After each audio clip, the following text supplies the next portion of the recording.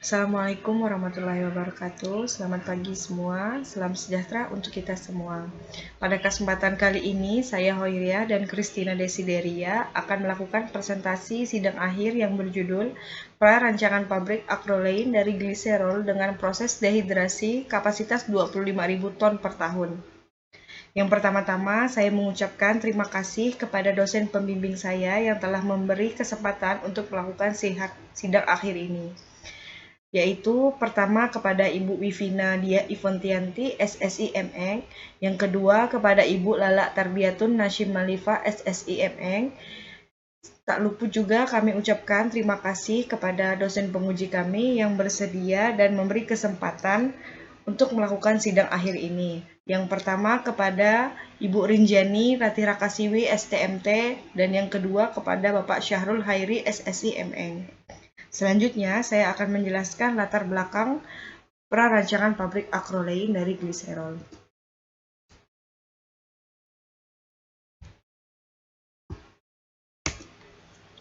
Selanjutnya, latar belakang pabrik Acrolein dari gliserol.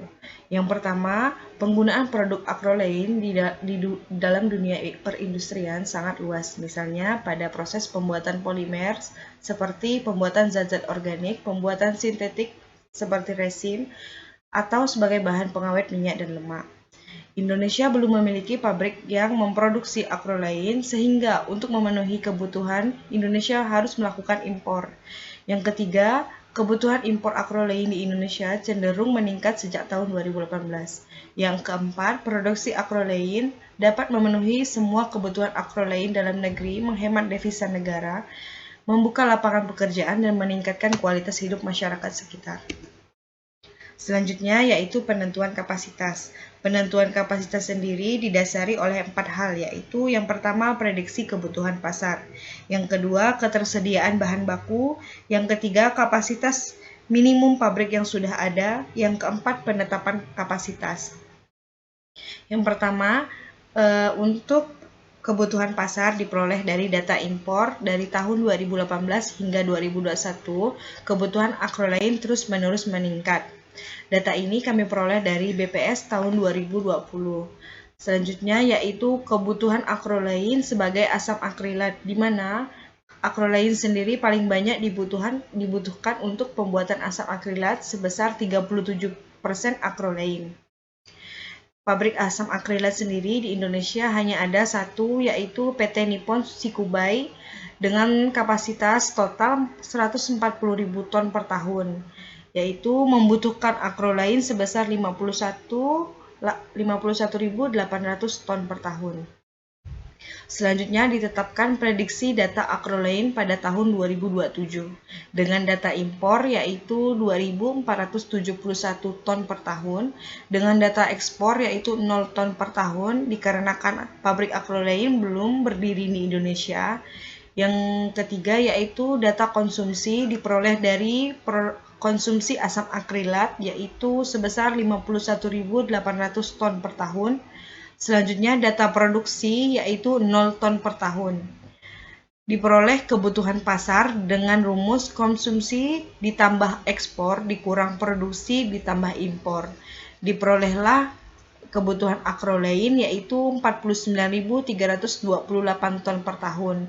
Maka untuk menentukan kapasitas pabrik yang akan kami bangun untuk memenuhi kebutuhan Acrolein kurang lebih 50% dari kebutuhan Acrolein yang kami peroleh, yaitu untuk menetapkan kapasitas sebesar 25.000 ton per tahun. Yang selanjutnya yaitu sumber bahan baku, di mana gliserol yang kami gunakan diperoleh dari PT Eco Green Oleochemical yang terletak di Batam dengan kapasitas produksi 63.936 ton per tahun. Gliserol yang terdapat di PT Eco Green Oleochemical ini sudah mampu untuk memenuhi kebutuhan proses produksi kami. Untuk lokasi pendirian pabrik, kami mendirikan pabrik Acrolein di daerah kawasan industri Sungai Kunyit, Kabupaten Mempawah, Kalimantan Barat, yang berdekatan dengan Pelabuhan Kijing Internasional. Dan di daerah tersebut tersedia sekitar 5 hektar untuk kawasan industri. Selanjutnya, tata letak pabrik. Tata letak pabrik dapat dilihat pada layar berikut dengan total luas bangunan sekitar 15.000 meter persegi atau 1,5 hektar. Untuk konsep proses produksi akrolain ini sendiri, digunakan reaksi dehidrasi gliserol, di mana reaksi yang terjadi adalah gliserol terdehidrasi sehingga membentuk akrolain dan air. Untuk kondisi operasi yang digunakan yaitu suhu umpan masuk sebesar 300 derajat Celcius, suhu umpan keluar 300 derajat Celcius, tekanan yang digunakan 1,97 atm, reaksi yang berlangsung yaitu isotermal, sifat reaksi bersifat endotermis dengan fase gas-gas. Selanjutnya yaitu uraian proses produksi, di mana uraian proses produksi ini dibagi menjadi 3 tahapan, yaitu tahapan penyiapan bahan baku, yang kedua tahapan dehidrasi gliserol, yang ketiga tahapan pemurnian. Yang pertama yaitu pertahapan penyiapan bahan baku, di mana bahan baku yang kami gunakan yaitu gliserol 99,9% dengan fasa cair disimpan dalam tangki yang bekerja pada tekanan 1 atm dan suhu 30 derajat Celcius. Selanjutnya, gliserol tersebut akan dipompakan menuju mixer untuk mengencerkan konsentrasi gliserol menjadi 50%. Larutan gliserol 50% kemudian dialirkan menuju heater sebagai umpan pemanas sebelum dialirkan menuju vaporizer. Yaitu kondisi awal masuk vaporizer yaitu sebesar 105 derajat Celcius dengan tekanan 1 atm. Masuk ke dalam vaporizer untuk mengubah fasa cair menjadi fasa gas dengan suhu 312 derajat Celcius. Gas keluaran vaporizer selanjutnya diekspansi menggunakan expander valve sampai tekanan 1,97 atm dengan suhu 300 derajat Celcius. Kemudian, reaktan berupa gliserol diumpankan ke dalam reaktor dehidrasi yang berisi katalis silotungstik acid. Di dalam reaktor tersebut terjadi dehidrasi gliserol menjadi akrolain dan air, di mana reaktor yang digunakan adalah reaktor jenis fixed bed multitube dengan kondisi operasi isotermal adiabatik bersifat endotermis. Selanjutnya, untuk tahap pemurnian produk keluaran reaktor dialirkan menuju cooler 1 untuk mendinginkan produk keluaran reaktor sebelum masuk dekanter. Tahap pemisahan dan pemurnian produk yang pertama dilakukan pada alat dekanter. Dekanter tersebut bekerja berdasarkan kelarutan dan perbedaan densitas umpan masuk dengan kondisi operasi sebesar 30 derajat Celcius dan tekanan 1 atm. Keluaran bawah dekanter atau fase berat adalah gliserol, sedangkan untuk fase keluaran atas dekanter adalah air dan akrolain. Keluaran bawah dekanter akan dipompakan menuju mixer sebagai aliran recycle. Keluaran atas dekanter akan dialirkan menuju menara distilasi. Pada menara distilasi terjadi pemisahan akrolain dengan air hingga didapatkan akrolain dengan kemurnian 97% sebagai hasil atas menara destilasi. Hasil atas menara destilasi selanjutnya didinginkan dalam cooler 2. Pada produk keluaran cooler 2 kemudian dialirkan menuju tangki penyimpanan akrolain pada suhu 30 derajat Celcius dan tekanan 1 atm. Sedangkan hasil bawah menara destilasi merupakan air dengan sedikit pengotor akrolain dialirkan menuju unit pengolahan limbah untuk diolah kembali. Selanjutnya adalah utilitas. Utilitas merupakan unit pendukung proses untuk menunjang keberlangsungan suatu proses produksi. Pada pabrik akrolain ini sendiri, unit-unit utilitas yang digunakan yaitu 1. Unit penyediaan dan pengolahan air, 2. Unit penyediaan steam, 3. Unit pembangkit tenaga listrik, 4. Unit penyediaan udara tekan, 5. Unit penyediaan bahan bakar, dan 6. Unit pengolahan limbah. Untuk total penyediaan air dan steam pada pabrik akrolain yaitu sebesar 143.396,22 kg per jam. Total kebutuhan listrik yang dibutuhkan yaitu 555 kW dan total bahan bakar yang dibutuhkan yaitu sebesar 94,02 liter per jam. Untuk sumber air yang kami gunakan pada pabrik ini yaitu air laut, karena pabrik yang kami dirikan berdekatan dengan air laut. Selanjutnya, sistem manajemen dalam pabrik akrolein. Pabrik akrolein yang didirikan berbentuk perseroan terbatas atau PT dengan lokasi perusahaan di Sungai Kunyit, Kabupaten Mempawah, Kalimantan Barat. Untuk struktur organisasi perusahaan pabrik akrolein, di mana pemegang saham sebagai pemilik perusahaan dan diwakili oleh Dewan Komisaris. Sedangkan tugas untuk menjalankan perusahaan dilaksanakan oleh Direktur Utama dibantu oleh Direktur Teknik dan Direktur Keuangan dan Umum.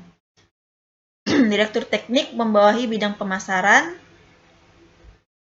teknik, dan produksi, sedangkan Direktur Keuangan dan Umum membidangi kelancaran pelayanan.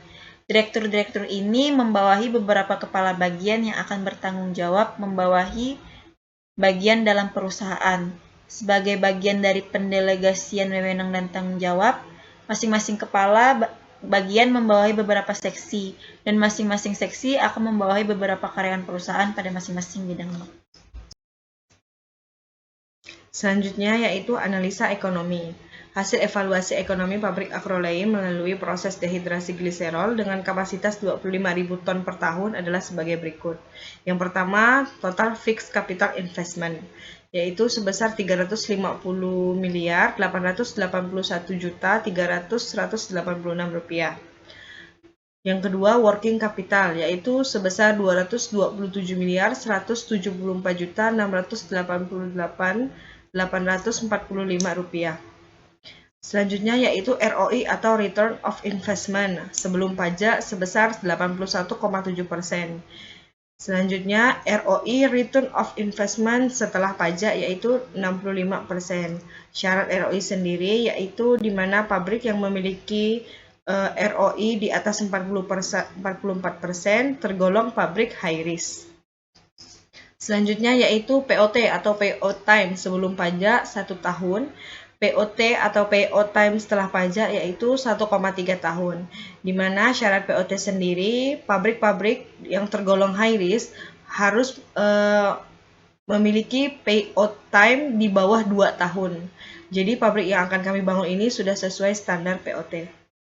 Selanjutnya yaitu BEP, break even point, yaitu sebesar 43,8%. Selanjutnya SDP atau shutdown point, yaitu 27,5%.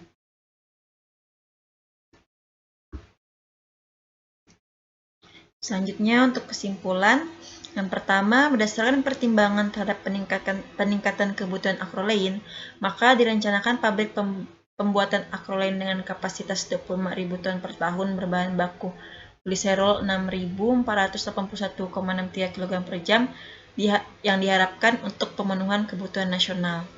Yang kedua, berdasarkan pertimbangan terhadap penyediaan bahan baku, pemasaran bahan baku, dan lingkungan, maka pabrik direncanakan akan didirikan di daerah Sungai Kunyit, Kabupaten Mempawah, Kalimantan Barat. Yang ketiga, dari hasil analisa ekonomi di atas, maka dapat diambil kesimpulan bahwa perancangan pabrik akrolein dengan proses dehidrasi kapasitas 25.000 ton per tahun ini layak untuk didirikan karena 4 faktor, yaitu ROI, POT, BEP, dan SDP sudah memenuhi syarat standar kelayakan. Sekian presentasi dari kami, maaf jika ada salah kata dan perbuatan. Sekian dan terima kasih.